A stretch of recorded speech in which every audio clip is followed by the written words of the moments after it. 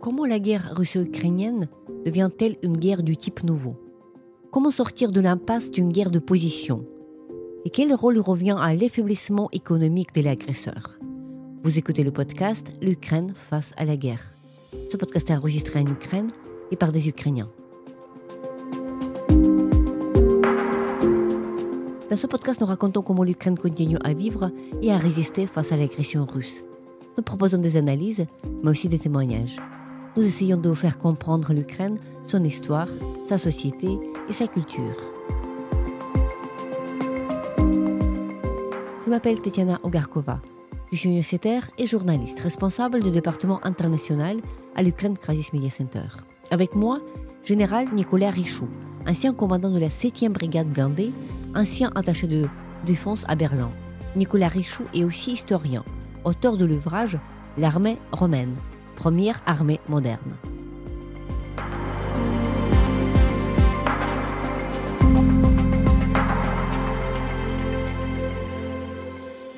Bonjour Nicolas, merci beaucoup d'avoir accepté notre invitation au podcast L'Ukraine face à la guerre.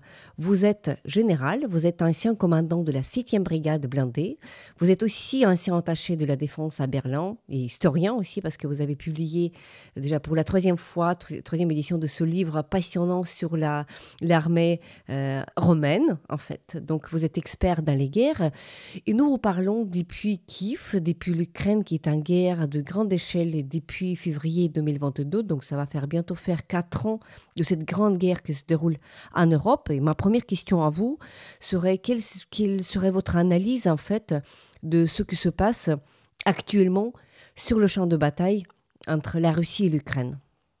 Alors d'abord, bonjour Tatiana, je suis absolument ravi de pouvoir parler devant les Ukrainiens à partir de Kiev.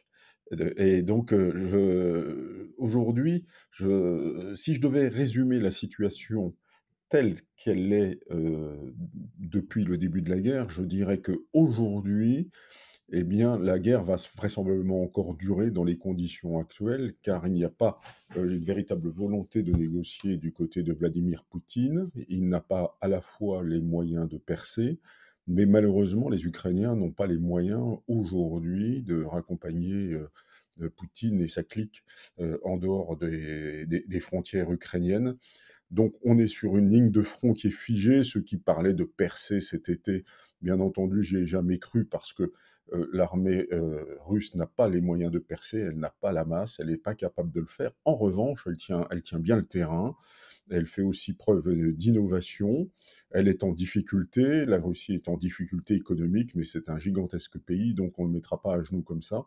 Et de l'autre côté, bien, les Ukrainiens résistent magnifiquement, sont capables de résister longtemps, je pense. En revanche, je ne vois pas les conditions avec lesquelles les Ukrainiens pourraient regagner malheureusement aujourd'hui, hein, peut-être demain, mais aujourd'hui, le terrain qui a été perdu au cours des années passées. Oui, donc les territoires qui étaient perdus lors de ce blitzkrieg, comme on appelle les premières semaines de la grande invasion russe, effet surprise, donc c'est un peu les classiques de l'histoire de guerre. Vous êtes aussi historien de guerre, donc vous y connaissez comment les guerres s'évoluent, comment ils changent au fil du temps. Nous avons l'impression quand même que cette guerre qu'on comparait souvent à d'autres guerres, au départ je me rappelle, il y avait beaucoup de comparaisons avec la Deuxième Guerre mondiale, après surtout en France, depuis l'installation de cette guerre de position depuis 2023, on compare souvent cette guerre à une guerre de la Première Guerre mondiale. Or, évidemment, les choses changent et donc à cause des nouvelles technologies, il y a cette nouvelle dimension de cette guerre. Est-ce que vous êtes sensible en fait à cette nouvelle dimension, à cette nouvelle réalité de la guerre qui change, qui risque de changer aussi les théâtres de la guerre ailleurs, dans d'autres pays du monde? Par exemple, je pense à cette opération de poils d'araignée, par exemple, l'utilisation de drones, et voilà, tout ceci. Comment est-ce que ça change, en fait, la réalité militaire globalement? Alors, globalement, on peut dire qu'il y a vraiment des éléments très archaïques dans cette guerre, et ceux-là, tout le monde les a repérés, c'est-à-dire une guerre de tranchées qui ressemble à 14-18, avec des soldats qui sont les pieds dans la boue, dans le froid l'hiver, qui souffrent dans les tranchées au quotidien, qui prennent des obus, qui prennent des assauts, etc. Et donc ça, c'est véritablement quelque chose qui n'a pas changé depuis la Première Guerre mondiale. Et c'est vraiment une surprise parce que la Deuxième Guerre mondiale avait apporté une guerre de mouvement. On le sait bien, c'est un petit peu la guerre en fait de 2022, hein, quand les Ukrainiens ont repoussé les Russes relativement loin de Kiev et de Kharkiv. Mais il y a ces éléments qui sont quand même des éléments qui sont archaïques et qui nous ont surpris. Hein. Moi, dans ma carrière militaire, je n'ai pas étudié la guerre de tranchées. Voilà, on étudiait la guerre de mouvement, c'est-à-dire on étudiait la guerre de Patton, de Leclerc, de Guderian, les grands mouvements blindés de la Deuxième Guerre mondiale, et c'était ça à quoi on se préparait. Donc ça, la première surprise, elle est un retour au passé et à l'archaïsme. Et puis, lorsque l'on a dit ça, il y a des éléments de rupture, et ces éléments de rupture, comme vous les avez très bien dit, sont des éléments technologiques. D'abord, il y a tout ce qui est, je dirais, feu dans la profondeur. Alors, pendant la Deuxième Guerre mondiale, ça existait, ça, on avait les avions. Mais les avions, quand on allait bombarder Berlin, on perdait des dizaines d'avions pour aller bombarder Berlin. Les pertes au-dessus de Berlin, par exemple, ou au-dessus de l'Allemagne ont été assez effrayantes pendant la Deuxième Guerre mondiale pour des résultats médiocres parce qu'on n'était pas capable de viser précis. Aujourd'hui, ce que l'on voit, c'est que de part et d'autre, il y a des missiles, il y a des drones qui sont absolument d'une précision foudroyante et qui sont capables d'aller taper à 1000-2000 km à l'intérieur des lignes ennemies, et puis de casser, de mettre le feu à des raffineries, à des centrales, etc. Mais les Russes, avec moins de précision, avec beaucoup de destruction, font aussi la même chose de l'autre côté. Et donc le phénomène des drones, bien entendu, est quelque chose qui, aujourd'hui, est un petit peu dimensionnant, parce que le drone, il a à la fois une capacité tactique, c'est-à-dire qu'on peut l'utiliser sur le terrain, on le voit bien avec des drones légers qui transportent une bombinette, une grenade, vous mettez ça dans la tourelle d'un char, et avec un drone à quelques centaines d'euros, vous cassez un char qui en vaut 10 millions à peu près. Voilà, donc les, les drones permettent de surveiller le champ de bataille, les drones permettent de compenser le manque d'artillerie, le manque d'aviation. Les drones sont partout, les drones ne coûtent pas cher, les drones à produire par rapport à un missile de plusieurs millions d'euros. Hein, je crois qu'un drone Shahed, c'est entre 30 et 50 000 euros aujourd'hui. Donc les Russes peuvent en construire beaucoup et ils ne s'en privent pas. Et donc le drone a à la fois une capacité tactique et une capacité stratégique, c'est-à-dire à taper sur la ligne de front comme une grosse artillerie finalement, ou d'observation, et puis dans la profondeur en allant vraiment très très loin.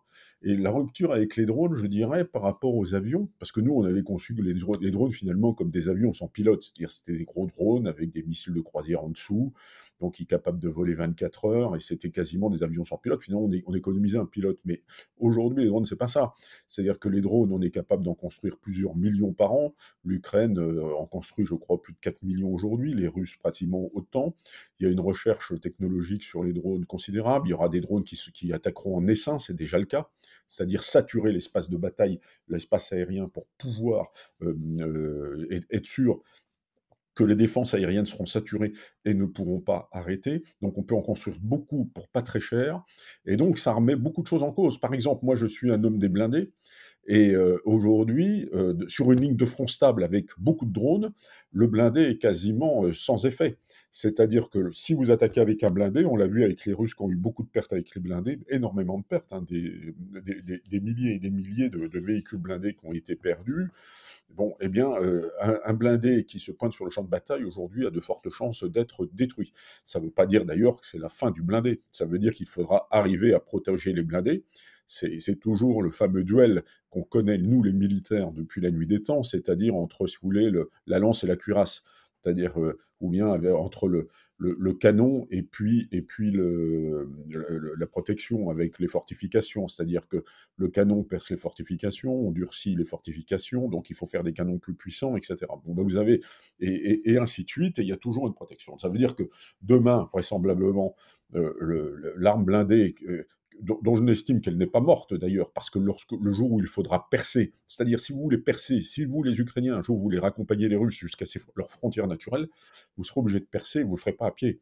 Il faudra des blindés, mais il faudra que ces blindés, bien entendu, soient protégés vers l'avant, c'est-à-dire qu'ils aient une espèce de bulle autour d'eux pour pouvoir protéger sans craindre les drones. Là, on n'en est pas encore là.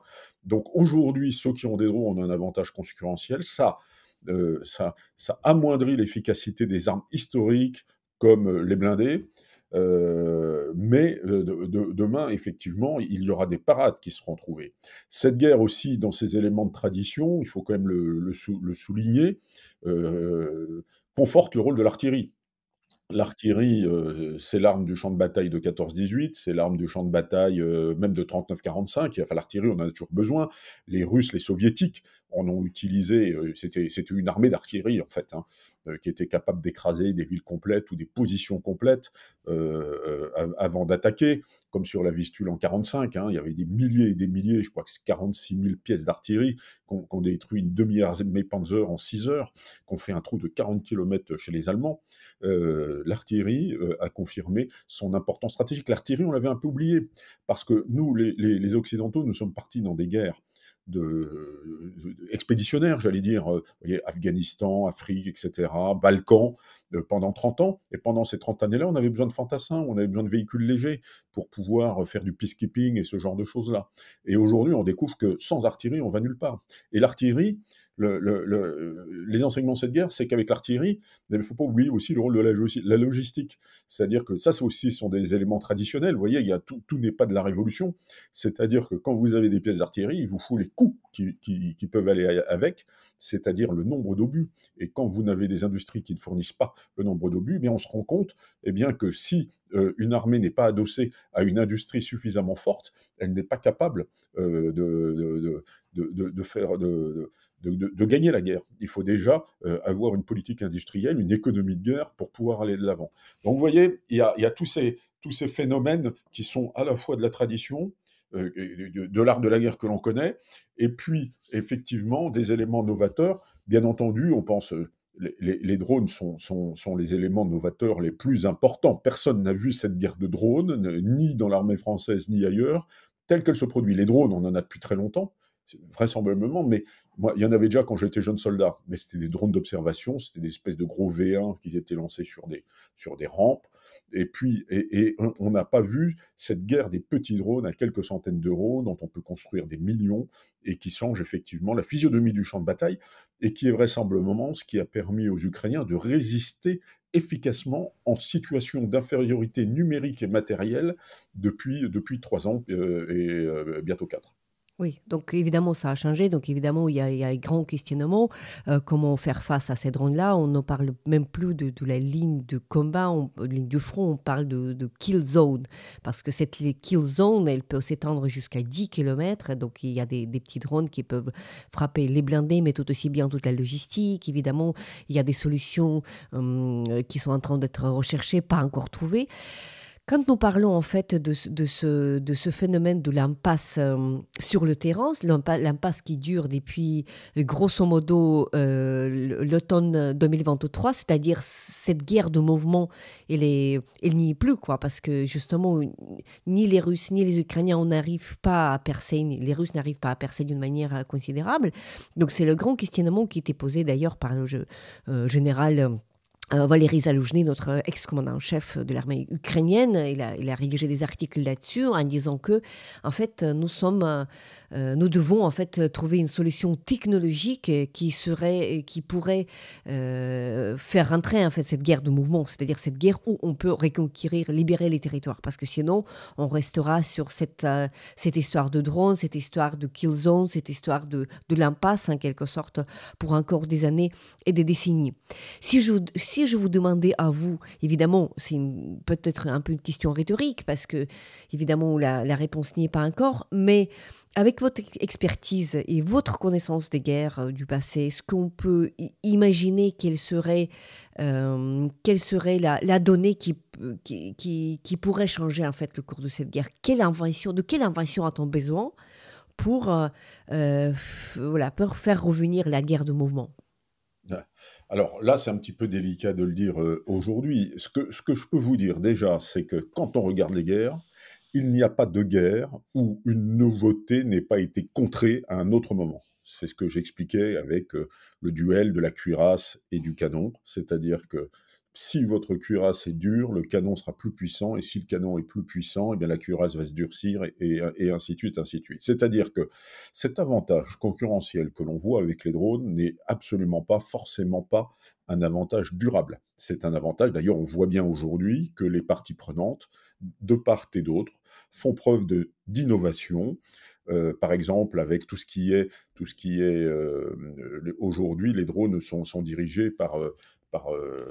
de fibre optique, si vous voulez, par exemple. Voilà, ça, eh bien, ça, c'est une invention qui a été faite pour qu'il ne soit plus dirigé par les ondes et qu'il ne soit plus brouillable. Vous voyez, donc tous les jours, il y a des moyens technologiques que l'on découvre pour brouiller les zones, pour brouiller les drones, pour peut-être aussi produire en masse pour saturer, comme je le disais tout à l'heure, l'espace de bataille. Si vous avez 500 drones qui volent en même temps, vous n'arriverez pas à les arrêter tous. Hein. On le voit bien d'ailleurs que lorsque il y a des bombardements russes la nuit, on voit très très bien que malgré l'efficacité de la défense ukrainienne, eh bien, il y en a toujours qui passent, parce que quand vous en balancez plein à la fois, il y a toujours le moyen de percer. Donc il y aura des solutions. Ça, c'est historique. Il n'y a pas d'invention définitive, si vous voulez, dans l'art de la guerre. Toutes les inventions technologiques, ou bien militaires d'ailleurs, de tactique, qui ont apporté à un moment donné l'avantage à l'un des deux protagonistes, tôt ou tard, sont contournés. Ça, c'est absolument certain. Ça veut dire quoi? Ça veut dire qu'aujourd'hui, eh bien, il faut s'interroger comment, si vous voulez, quelle bulle, comment. Alors moi, je suis pas non plus un ingénieur, mais quelle bulle, quelle est la tactique qu'on veut utiliser si vous voulez, par exemple, mener une unité blindée à l'assaut? Donc on voit bien que les chars qui seuls peuvent percer, vous n'allez pas percer à pied et puis aller à la frontière russe. Donc vous avez besoin d'être très très fortement cuirassé sous blindage. Mais ces chats, on le voit bien, sont vulnérables parce que dès que vous sortez du bosquet, vous pouvez être tiré. Donc, comment fait-on aujourd'hui? Eh bien, il va falloir développer des drones anti-drones, il va falloir brouiller de plus en plus les drones, être capable de les détruire, capable de former une bulle autour des unités blindées, une bulle qui sera un petit peu plus ou moins impénétrable pour les drones. Et donc ça, on n'est pas capable de le faire pour le moment. Mais je pense qu'un jour, on sera capable de le faire. Il y aura des drones de reconnaissance qui iront écraser vraisemblablement les troupes en face, qui seront capables, des drones aériens, capables de prendre en chasse, de détruire les drones adverses. Et puis n'oublions pas que l'intelligence artificielle va pouvoir accélérer tout ça. Ça veut dire qu'un jour, les drones seront programmables et puis iront directement sur leur cible pour nettoyer à la fois l'espace aérien, les positions à terre, et pour protéger les unités qui progresseront. Alors, moi, techniquement, je ne sais pas comment tout ça se passera, bien sûr, mais c'est la seule solution, à un moment donné, pour redonner un rôle aux unités blindées qui, je le rappelle, sont les seules à pouvoir percer. Je rappelle également que quand on dit il n'y a plus besoin de blindés parce qu'on a des drones, les drones permettent de se défendre, mais les drones ne permettront jamais, jamais, jamais aux Ukrainiens de reconquérir leur territoire. La reconquête du territoire, et ça aussi c'est un phénomène historique quand on est militaire, ça passe par des hommes au sol. Ça veut dire qu'à un moment donné, si vous pouvez arrêter pendant 100 ans les Ukrainiens avec vos drones, ils ne passeront pas vraisemblablement, mais vous ne reconquérirez pas votre territoire. Si vous voulez reconquérir votre territoire, il faut à un moment eh bien, qu'il y ait une armée en mouvement qui passe à l'offensive. Voilà, donc, et donc là, vous avez besoin d'une masse considérable de troupes au sol, et cette masse considérable de troupes au sol doit être appuyée à la fois technologiquement par des drones, par cette espèce de bulle dont j'ai parlé. Vous savez, ça rappelle la rupture pendant la Deuxième Guerre mondiale du couple blindé et avion. Bon, ça a surpris les Alliés. Au début de la guerre, on s'est fait avoir par les Allemands en 1940 en France, hein, couple blindé et avion qui agissaient de concert. Et une fois qu'on a compris comment ils fonctionnaient, on a fait pareil. Vous voyez? Donc, il n'y a absolument pas de facilité. Il y aura des solutions techniques qui existeront en n'oubliant jamais que, je le redis à tous les Ukrainiens avec beaucoup d'affection, c'est que la conquête passera par des offensives au sol. Donc on ne peut pas expliquer que les blindés aujourd'hui sont obsolètes. En revanche, la vraie question, c'est comment protège-t-on nos blindés, comment protège-t-on nos artilleries, comment protège-t-on nos hommes au sol, de manière à ce qu'ils puissent progresser le maximum en sûreté. Ça, c'est la véritable question de demain. Des solutions existent déjà, hein, des solutions de brouillage, des solutions, etc.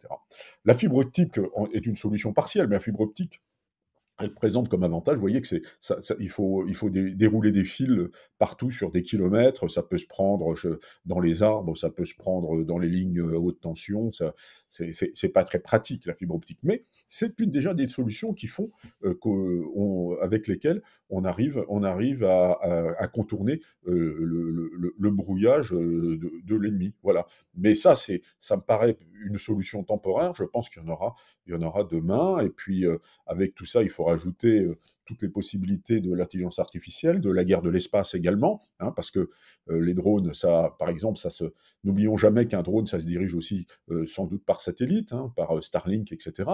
Et il y a aussi vraiment des solutions techniques peut-être qui existent pour brouiller les liaisons satellitaires, GPS, pour les perdre, pour les déstabiliser. Vous voyez, je pense qu'on est au début de la réflexion, mais je rappelle que la guerre des drones a 3 ans, elle n'a pas 50 ans. Donc on est encore en phase de découverte, en phase de développement, et là il faut dire que les champions du monde et ceux qui ont une 10 longueurs d'avance sur les autres nations, y compris sur les Américains, ce sont les Ukrainiens aujourd'hui, hein, car c'est grâce aux drones notamment que cette infériorité numérique, quantitative, en hommes, en matériel, etc., a été compensée depuis le début de la guerre et a permis de mettre en échec ce qu'on appelait la deuxième armée du monde. Oui, c'est extrêmement intéressant ce que vous dites en fait. En attendant, donc quand on attend encore cette solution technologique qui n'y est pas encore, évidemment c'est une question d'aujourd'hui et de demain parce que c'est aussi la course contre la montre parce que chaque côté évidemment C'est essaye la de course aux trouver. armements, bien sûr, oui. Et vous avez remarqué que généralement dans les guerres, c'est là qu'il y a le plus de développement technologique. La première guerre a apporté l'avion, a apporté le char, la deuxième guerre a apporté les avions à réaction, les missiles, l'arme nucléaire. Vous voyez, donc chaque guerre est une rupture technologique. Et donc là, on le voit bien, on est en plein dedans, on est en pleine rupture technologique et on est encore dans la réflexion. Une nouvelle arme, mais maintenant, comment cette arme-là, d'abord on la développe, mais comment on s'en protège. Et c'est ça, en fait, un des grands enjeux de demain sur le plan technologique et industriel. Parce qu'après, il faut être capable de produire. Mhm. Et en attendant tout cela, il y a une autre approche qu'on voit en œuvre, une approche comment est-ce qu'on peut gagner cette guerre. Nous voyons depuis plusieurs mois cette idée que même si on ne peut pas percer sur le terrain avec les hommes à cause de tous ces dangers-là qui existent, avec le manque de technologie, on peut réfléchir à partir d'affaiblir l'agresseur et donc d'affaiblir sa machine de guerre. D'où, par exemple, cette pratique de deep strike, c'est-à-dire des frappes contre les raffineries russes, parce que si on regarde la Russie, vous avez évoqué au départ que la Russie, voilà, il est affaibli, donc une économie de guerre, mais il a des ressources quand même limitées avec toutes les sanctions qui étaient là. Et donc, pour procéder, donc comment libérer les territoires, c'est de les faire retirer, c'est-à-dire que en détruisant la machine de guerre. Donc, l'économie russe est une économie qui marche beaucoup avec la vente de pétrole. Ils n'ont pas une armée mobilisée, sauf cet épisode de 2022, septembre 2022, pendant quelque temps, ils mobilisaient les hommes. Mais là, c'est une armée, comment dire, de contractuels, c'est-à-dire des gens qui signent des contrats qui sont qui sont rémunérés d'une manière très, très généreuse. Et c'est en détruisant les ressources qu'on peut les mettre dans cette impasse stratégique de ne plus pouvoir continuer la guerre. Donc cette approche elle est visible avec les deep strikes ukrainiens, mais aussi avec l'approche internationale, je dirais, dans la rhétorique de présidents américains, par exemple, arrêter la guerre, etc. Donc quelle serait votre analyse, en fait, de cette approche déjà qui ne consiste pas à gagner sur le champ de bataille, mais de faire l'adversaire tomber de l'intérieur. Est-ce que l'histoire militaire nous indique, est-ce qu'il y avait des guerres qui ont été gagnées de cette manière? Alors, pour répondre à votre question, affaiblir l'appareil ennemi, c'est une évidence, il faut le faire. les Ukrainiens le font très bien, ont bien compris que dans leur infériorité sur le champ de bataille, sur la ligne de front, où les ennemis, les Russes sont tout le temps à l'offensive, essayent de grignoter des kilomètres, eh bien, une des solutions était effectivement d'affaiblir l'appareil militaire, mais également l'appareil industriel russe, bien pour affaiblir ses capacités de financement. Hein. Donc ça me paraît intelligent, parce que d'abord, c'est pas dans le même champ. Hein. Je veux dire, on pourrait dire, ils nous attaquent sur le champ tactique, sur la ligne de front, là, au niveau de la tranchée, et c'est là qu'il faut concentrer nos efforts. Non, on dit non, non, là, on n'est pas très fort. D'ailleurs, on arrive assez bien à résister avec nos drones, avec les troupes que l'on a. Ils ne peuvent pas percer. Donc là, on n'est pas très inquiet. En revanche, il faut affaiblir l'ennemi dans la profondeur et dans la durée, son appareil industriel, ses capacités de financement de la guerre, etc. Quand on a dit ça, il n'y a pas non plus de véritable exemple où avoir tapé l'industrie longtemps a permis, je dirais, d'affaiblir suffisamment ou a détruit la volonté de l'ennemi de combattre. D'abord, la Russie, c'est 17 millions de kilomètres carrés, ils sont assis sur un tas d'or. Vous allez réussir à affaiblir ses capacités, mais de là à les assécher, vous avez encore de la marge. Donc c'est un des instruments parmi d'autres pour pouvoir affaiblir l'ennemi. Ça ne peut pas être le seul. Hein. Ils ont des capacités encore vraisemblablement de se financer pour des années. Et puis, c'est tout simplement un gigantesque pays. Et ensuite, malgré les sanctions, c'est un pays qui n'est pas isolé. Moi, je rappelle que quand même l'Iran, qui est sous embargo depuis 1979, n'est pas tombé. Je rappelle que l'Allemagne nazie, dans les années 40, on a tapé leur potentiel industriel pendant toute la guerre avec l'aviation, etc. C'est pas ça qui les a fait véritablement plier. Ils produisaient plusieurs fois, 4-5 fois, je ne sais pas, les proportions d'avions et de chars en 1944 qu'en 1940. Donc la production industrielle, on s'adapte, elle s'enterre, on arrive à faire des choses, et voilà. Donc ça, c'est important, mais ça n'est pas la seule chose. Alors, on va me dire, oui, j'entends souvent de dire les frappes économiques, enfin, quand on tape l'économie, etc., c'est sans effet, etc. Mais je rappelle que le temps de l'usure économique, quand on tape le potentiel ennemi, ça a fait des effets de long terme. L'économie, ça s'écroule pas en 2 mois. Et donc, ça n'est absolument pas le temps militaire, le temps du combat, qui est le temps d'aujourd'hui. Si ça attaque aujourd'hui, il faut répéter aujourd'hui. Si vous prenez des sanctions au niveau européen, on en est au, je sais pas combien, 18 ou 19e paquet, eh bien, c'est des sanctions qui vont faire effet dans les mois, les années qui viennent. Donc, on n'est pas du tout dans le même temps, vous voyez. Donc, ça va affaiblir l'ennemi. Est-ce que ça va l'affaiblir suffisamment pour lui faire perdre la guerre? C'est pas évident, mais ça va l'affaiblir. Et ça va l'affaiblir dans la durée, mais avec des effets décalés. Il faut jamais oublier ça. Donc ça, c'est très important de le dire, parce que les gens pensent toujours que c'est une arme magique, on pète les centrales, ils ont perdu la guerre, etc. Mais ça véritablement, très franchement, ça n'arrivera pas. Hein. Alors, la véritable question qu'il faut se poser, quand on nous explique que les frappes sur le plan économique ne sont pas efficaces. Alors moi, je réponds toujours, hein, quand je suis sur un plateau de télé, c'est imaginez qu'il n'y ait pas de sanctions. Et imaginez la puissance de la Russie s'il n'y avait pas eu ces frappes, ces sanctions, l'attaque de ce potentiel économique, l'attaque de sa capacité à financer sa guerre. Si elle n'avait pas de sanctions sur les semi-conducteurs, sa capacité à importer de la technologie, des composants, etc., imaginez où elle serait aujourd'hui. Et donc c'est ça en fait qu'il faut voir. C'est-à-dire qu'elle ne va pas forcément permettre de gagner la guerre tout de suite, demain ou après-demain, mais elle a suffisamment, vraisemblablement, ces sanctions, affaibli ses capacités pour la mettre en échec depuis 3 ans. Imaginons la puissance de la Russie qui ne serait pas sous embargo et qui n'aurait pas de, qui pourrait exporter tout son gaz, tout son pétrole, si elle continuait à exporter vers l'Europe avec Nord Stream 1 et 2, si elle continuait à exporter son pétrole un petit peu partout sans embargo, imaginons la puissance industrielle, la capacité d'économie de guerre qu'elle pourrait avoir. C'est ça qu'il faut voir.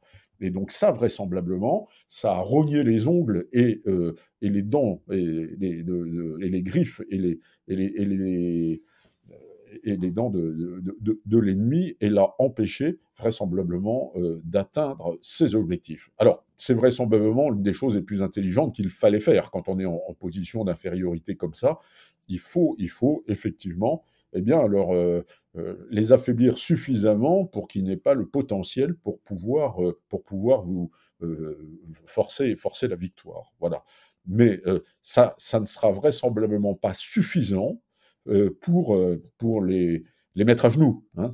N'oublions pas que c'est quand même un pays, c'est le plus grand pays du monde, qui est assis sur un tas de ressources naturelles absolument invraisemblables, qui notamment avec toutes les BRICS, vous savez, avec le Brésil, etc., les États du Sud avec lesquels on voit bien ils continuent à commercer, n'est pas si isolé que ça. Donc ça aide à amoindrir son potentiel. C'est une des solutions, c'est vraisemblablement ce qu'il faut faire, mais ça ne peut pas être la seule chose, parce que la décision, elle se fera sur le champ de bataille, c'est-à-dire qu'il y a un moment, quand on arrive à la négociation, cela veut dire que l'un des protagonistes a plus à perdre à ne pas négocier qu'à négocier. C'est-à-dire, voilà, donc il faut imposer sa volonté à l'adversaire pour pouvoir négocier en position favorable, et à l'inverse, quand on négocie en position défavorable, c'est qu'on n'a plus le choix. Voilà. Et c'est à ça qu'il faut amener. Et l'économie, taper sur le potentiel économique, n'apportera pas directement ce résultat. C'est un des champs sur lequel il faut agir parmi d'autres. Ça ne peut pas être le seul exclusif. On ne mettra pas la Russie à genoux uniquement en essayant d'atteindre son potentiel industriel. Évidemment, évidemment, c'est un parmi nombreux champs de bataille. Le champ de bataille. C'est un champ de bataille, hein, clairement. C'est un des champs de bataille, il est essentiel. Et je pense que les résultats très positifs de l'armée ukrainienne depuis 3 ans sont aussi dus à cet affaiblissement de l'armée russe, parce qu'on a affaibli son potentiel. Voilà. Mais à partir de ça, moi je répète, hein, la guerre, à un moment donné, c'est la percée. Il faut mettre à genoux l'adversaire, et ça passe uniquement par des troupes au sol. Et à un moment donné, si vous voulez gagner la guerre, il faudra le faire, ou alors il faudra négocier. Mais négocier, ça veut dire la perte de 20% du territoire ukrainien. Donc, voyez un petit peu Au moins, l'alternative. oui, au C'est moins aussi, parce que voilà. Poutine n'est pas d'accord même pour 20%, il est d'accord avec d'autres gains territoriaux, ce qui est inacceptable pour l'Ukraine. Et donc on entre dans ce commerce un peu de territoire absolument inadmissible pour l'Ukraine, évidemment. Et donc on l'invite en fait à poursuivre son agression. Une question qui me semble absolument importante, parce que là on arrive à la fin de la 4e année en fait, de cette grande guerre en Europe. Et donc, évidemment, cette guerre avait changé, en fait, l'approche, la compréhension, la réflexion sur la guerre en Europe. Donc, c'est inévitable. Donc, en plus, les changements politiques qui sont aussi là, avec le changement de l'approche américaine, avec l'arrivée de cette nouvelle administration américaine avec Donald Trump, avec plusieurs questions se sont soulevées. Comment voyez-vous, en fait, ce changement, en fait, en Europe, qui se sent un peu facilement deviner moins en sécurité aujourd'hui qu'il y a 4 ans, n'est-ce pas? Et comment ce système sécuritaire européen réagit à ce danger qui est là, qui est à 2000 km on dirait, de Paris? Oui. Alors, le vrai problème, c'est qu'on est des démocraties. Et quand on est des démocraties, eh bien, on agit en coalition. Donc, quand on agit en coalition, par exemple, vous avez l'OTAN qui est à 32 membres. Et lorsque vous voulez faire agir l'OTAN, par exemple, il faut l'unanimité des 32 membres. Vous ne pouvez pas. Voilà. Donc, Vladimir Poutine, il a un gros avantage concurrentiel et il le sait. C'est qu'en face, lui, il est seul, il décide et il agit. Nous, quand on veut décider, il faut être à 32 et puis il faut décider. Et là-dessus se rajoute une équation, c'est que comme on est des démocraties, eh bien, il y a des élections. Et quand il y a des élections, eh bien, vous pouvez avoir des Fixo, des Orban, des Donald Trump qui arrivent au pouvoir et qui épousent pas forcément vos thèses. Quid de la France en 2027 au moment des élections? Imaginez que Marine Le Pen arrive au pouvoir. Est-ce que la position de la France vis-à-vis de l'Ukraine sera toujours la même? Donc vous voyez, les démocraties, c'est toujours l'incertitude parce que vous remettez en cause les élections. Il y a des partis populistes, il peut y avoir des pro-russes, etc. Il y en a en Occident, on le sait. qui peuvent arriver au pouvoir. Donc c'est toujours une difficulté. Et donc ça, c'est vraiment quelque chose sur laquelle, eh bien, Vladimir Poutine surfe. On l'a bien vu avec l'arrivée de Donald Trump. Je pense que ça a fait largement ses affaires, parce que ça lui a permis, en fait, de lanterner tout le monde et de continuer la guerre tranquillement dans son coin, sans qu'on le, sans être véritablement embêté par les États-Unis, qui même à un moment ont coupé les vivres à l'Ukraine dans le saillant de Koursk, et lui ont coupé le renseignement, lui ont coupé tout pendant 8-10 jours.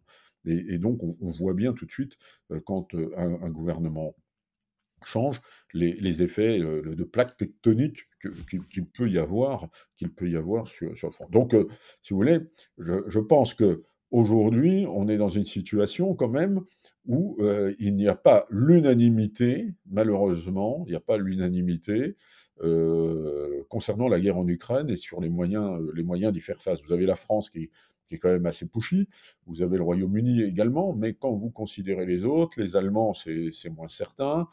On confie beaucoup aussi sa, sa sécurité à l'OTAN et beaucoup moins à l'UE. Donc je ne crois pas qu'aujourd'hui on a les mêmes visions dans les nations européennes de ce qu'il faudrait faire pour pouvoir faire face à cette guerre. Il n'y a pas forcément partout le sentiment qu'on est en guerre, qu'on est proche de la guerre, que les Russes sont notre ennemi. Regardez en France, très franchement, je le dis avec beaucoup d'honnêteté, je le regrette, je suis le premier à le regretter, mais regardez les soubresauts qu'on a en France sur le plan économique, etc. Ce qui préoccupe les Français aujourd'hui, c'est l'instabilité du gouvernement, c'est la réforme des retraites, c'est le déficit public, c'est d'avoir un budget pour la fin de l'année, ce sont les élections futures, etc. Et très franchement, c'est pas l'Ukraine. Et donc, lorsque vous avez dans nos démocraties les nations dont l'attention est focalisée sur des sujets qui sont des sujets de politique intérieure. C'est vrai aux États-Unis. Les États-Unis sont plus focalisés par les États-Unis, par l'immigration intérieure, par plein de choses, par leur situation économique, que par l'Ukraine. Et donc, aujourd'hui, force est de constater que le clan occidental n'est pas en ordre de bataille face à Vladimir Poutine. Ça ne veut pas dire qu'on n'a pas d'instruments, parce que l'OTAN, quand même, c'est très dissuasif, hein. Mais en tous les cas, l'OTAN ne couvre pas l'Ukraine, n'étant pas sa garantie à l'Ukraine. Et aujourd'hui, je ne vois pas les Européens en ordre de bataille vis-à-vis de Vladimir Poutine, parce qu'il n'y a pas l'unanimité, que nos histoires, nos gouvernements, nos tendances politiques diverses au gré des élections, eh bien, font quand même que c'est une certaine cacophonie que je ne peux que regretter, mais qui est une réalité, et qui ne donne absolument pas au clan occidental euh, l'impression qu'il est en état de guerre ou qu'il doit se préparer à la guerre. Je pense qu'il y a une forme de déni, dont j'espère qu'un jour on ne le payera pas. Oui, donc un forme de déni. Et donc, sans doute ma dernière question, dans cette situation difficile, évidemment, avec les réactions différentes, avec les complexités politiques, les attitudes différentes, etc. Il y a aussi une donnée majeure de cette année, de ces dernières années, en fait, c'est le retrait américain, si on peut dire comme ça, d'une manière simple, que voilà, que les États-Unis, qui étaient là derrière l'Europe pendant des décennies, à partir de la fin de la Deuxième Guerre mondiale, on a beaucoup moins de confiance en fait dans cette action américaine aujourd'hui. Et donc, quand on parle de en France, on parle depuis des années de cette autonomie stratégique française par rapport à cela. On en est où aujourd'hui avec cette vision de l'Europe qui est un peu délaissée en fait par les Américains, quoi qu'on en Mais pense. il y a pas d'Europe de la défense, il n'y a pas de vision stratégique de l'Europe. C'est la vision, quand on parle de l'Europe de la défense, de l'autonomie stratégique, moi je vous le dis très franchement, hein, j'étais attaché de défense, je connais bien, j'ai fait les capitales européennes, etc. Euh, j'ai travaillé dans la section Union européenne de l'état-major des armées pendant des années. Il y a pas de vision de l'Europe de la défense. Aujourd'hui, la défense est déléguée à l'OTAN. Et ça, c'est une vision franco-centrée. C'est une vision que seule la France ou quasiment défend. Par exemple, les Britanniques qui sont sortis de l'UE ne voulaient pas en entendre parler. Il n'y avait que l'OTAN pour eux. Et donc, il faut se garder Bien sûr, moi, je suis absolument d'accord qu'il faut une autonomie stratégique. Moi, je suis un fanat j'aimerais beaucoup une montée en puissance de l'Europe sur le plan stratégique, mais d'abord, les traités n'ont pas été faits comme ça. Le traité de Maastricht n'a pas été fait comme ça. Le traité de Rome en 57 n'a pas été fait comme ça. Nous, c'est un espace de prospérité économique qu'on a bâti. C'est pas une puissance politique. Parce que si vous voulez avoir une puissance politique, il vous faut un gouvernement fédéral. C'est ça, en fait, la véritable question. Parce que qui donne les ordres? Vous ne pouvez pas avoir une armée européenne si vous n'avez pas quelqu'un qui, à un moment, est le chef des armées, le commandeur-in-chief. C'est impossible. Donc, qui détient l'arme nucléaire? Qui donne les ordres pour dire on y va, on fait la guerre? Bon, ben ça, c'est chaque pays. C'est fois 27. Hein, vous voyez un petit peu la cacophonie que ça peut apporter. Et dans ces 27, il y a assez peu de monde, finalement, dans ce que j'ai pu voir dans ma carrière militaire, qui partagent la vision française d'une Europe puissance. Alors, un espace de prospérité économique, de libre-échange, de tout ce qu'on veut, de libre circulation des biens et des personnes, là, on est à peu près d'accord. Mais quand on parle d'Europe de la défense, beaucoup disent et pourquoi faire? On a déjà l'OTAN, ça sert à rien, ça coûte cher, c'est machin, etc. Donc, effectivement, c'est un combat que la France mène depuis des années, mais moi, je remarque qu'on est. Alors, il y a peut-être un peu plus de prise de conscience maintenant, mais on est encore relativement isolé. Moi, je n'en vois pas le chemin aujourd'hui. Et regardez, pour preuve de ma démonstration, regardez où les Européens achètent leur armement.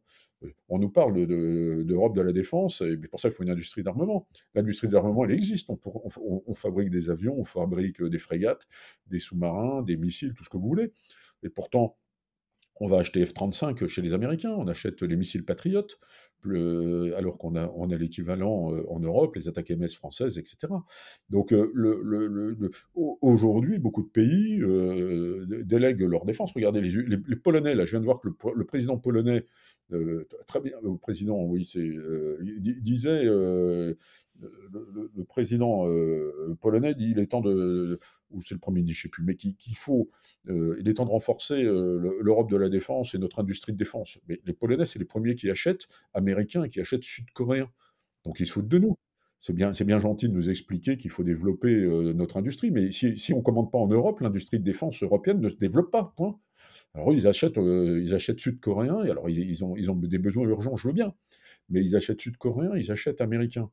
Les Allemands fabriquent l'avion avec nous, le FCAS, l'avion du futur, paraît-il, avec nous, mais ils viennent d'acheter du F-35. Donc les Belges viennent de faire pareil, etc. Donc on achète américain, et après, on ne peut pas nous expliquer qu'on est en train de préparer l'Europe de la défense. On prépare notre vassalité et notre soumission aux Américains. Et quand aux États-Unis d'Amérique, vous avez un Donald Trump, eh ben, ça donne quelque chose comme ça. C'est-à-dire que on peut pas compter sur les Américains, mais en même temps, on est dans leurs mains.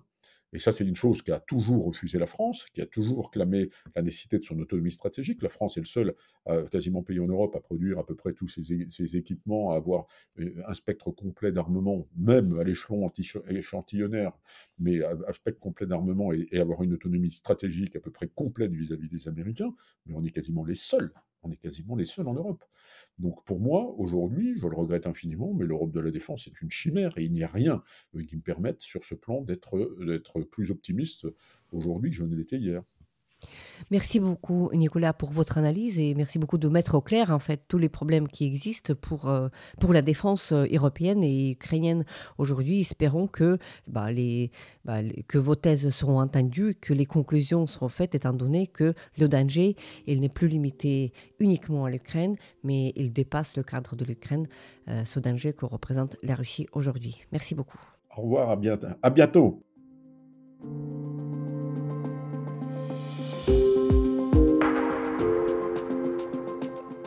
C'était le podcast L'Ukraine face à la guerre.